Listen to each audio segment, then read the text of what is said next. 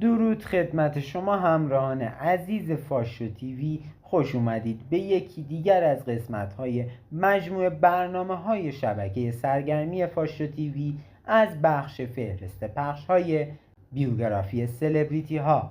در این بخش قرار است بپردازیم به یک چهره سیاسی و دینی که در بین شیعیان و مسلمانان مشهور است، یعنی رهبر انقلاب اسلامی آقای سید علی حسینی خامنه‌ای، متولد 29 فروردین سال 1318 در مشهد. خانواده‌اش از سادات افسطی بودند و اصالتی آذری داشتند. پدرش سید جواد خامنه‌ای از علمای برجسته حوزه علمیه مشهد بود. دوران کودکی او در خانه‌ای کوچک و فقیرانه در محله‌ای پایین شهر مشهد گذشت. او از 4 سالگی به مکتب خانه رفت و آموزش قرآن را آغاز کرد. تحصیلات ابتدایی را در مدرسه اسلامی دارالتعلیم دیانتی گذراند و همزمان کلاس 5 دبستان تحصیلات حوزوی را در مدرسه سلیمان خان آغاز کرد. در نوجوانی دروس سطح حوزه را نزد پدر و استادانی چون هاشم قزوینی، سید محمد هادی میلانی فرا گرفت. سپس برای ادامه تحصیل به حوزه علمیه قم رفت. در قم شاگرد آیت الله بروجردی، آیت الله خمینی، علامه طباطبایی، آیت الله مرتضی حائری یزدی بود. همچنین در حوزه نجف نیز مدتی تحصیل کرد و از مراجع بزرگ اجازه روایت گرفت. در سال 1341 با آغاز انقلاب اسلامی به فعالیت‌های سیاسی علیه حکومت پهلوی پرداخت. او از نخستین روحانیونی بود که این انقلاب پیوست. در دهه 40 چندین بار توسط ساواک بازداشت شد، از جمله در سال 1353 که به مدت 1 سال در زندان کمیته مشترک شهربانی زندانی بود. در سال 1356 به ایران شهر تبعید شد و سپس به جیرفت منتقل گردید. فعالیت‌های انقلابیش در این مناطق بسیار زیاد بود. پس از بازگشت از تبعید در مهر 57 به مشهد رفت و نقش فعالی در ساماندهی انقلاب اسلامی ایفا کرد. سپس به تهران آمد و عضو شورای انقلاب شد. پس از پیروزی انقلاب مسئولیت‌هایی چون معاونت وزارت دفاع، امامت جمعه و عضویت در مجلس شورای اسلامی را بر عهده گرفت.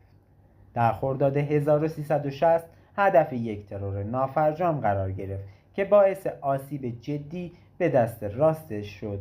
این حادثه در مسجد ابوذر تهران واقع در فلاح رخ داد. در مهر 1360 به عنوان سومین رئیس جمهور انقلاب اسلامی انتخاب شد و تا مرداد 1368 در این سمت باقی ماند. در این دوره کشور درگیر جنگ با عراق بود. در دوران ریاست جمهوری رئیس شورای عالی پشتیبانی جنگ و نخستین رئیس مجمع تشخیص مصلحت نظام بود. همچنین در بازنگری قانون اساسی نقش داشت. پس از درگذشت آیت الله خمینی، اولین رهبر انقلاب اسلامی، در خرداد 1368 مجلس خبرگان رهبری او را به عنوان دومین رهبر جمهوری اسلامی انتخاب کرد. از سال 1369 تدریس خارج فقه را آغاز کرد و جلسات درس او در حوزه علمیه تهران برگزار می شود. او به انتشار استفتاحات شرعی اکتفا کرد و توزیع المسائل ندارد.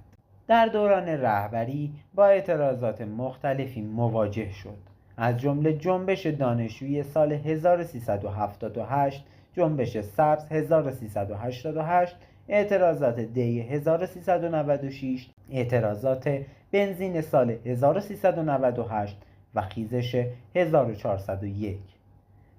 در عرصه بین المللی بارها توسط نهادهایی چون فوربس به عنوان یکی از قدرتمندترین افراد جهان معرفی شدند. همچنین تحریم‌هایی از سوی آمریکا، اسرائیل، اروپا و کشورهای غربی علیه ایشان اعمال شدند. پس از رهبری ایشان با کشورهایی چون روسیه، چین و کره شمالی ارتباطات قوی گرفتند و کشور با آنها بیشترین ارتباطات را داشتند که می شود گفت این کشورهای نامبرده عضوی از بلوک شرق هست. خانوادهشان شامل همسرشان منصور خجسته باقرزاده و 6 فرزند است. فرزندان او با خانواده‌های مذهبی و سیاسی ازدواج کردند. در سالهای اخیر وضعیت جسمانی ایشان موضوع گمانه‌زنی رسانه‌ها بوده است. با این حال در مراسم‌های رسمی حضور دارد و سخنرانی می‌کند. آقای سید علی خامنه‌ای همچنان در مقام رهبری جمهوری اسلامی فعالیت دارد. این بود از این بخش از مجموعه برنامه‌های ما از فهرست پخش بیوگرافی سلبریتی ها و افراد مشهور. امیدوارم از این بخش هم نهایت لذت رو برده باشید. دوستان گرامی، اگر افرادی را در ذهنتان دارید که می‌خواهید از آنها اطلاعاتی کسب کنید، از جمله هنرمندان و خوانندگان، بازیگران، ورزشکاران و حتی سیاستمداران، نام آنها را به ما پیشنهاد دهید تا در اولین فرصت برای شما عزیزان جان از آنها اطلاعات کسب کرده و برای شما ویدیوهایی تهیه کنیم. دوستدار همیشگی شما شبکه سرگرمی فاشو تیوی. تا درودی دیگر، بدرود.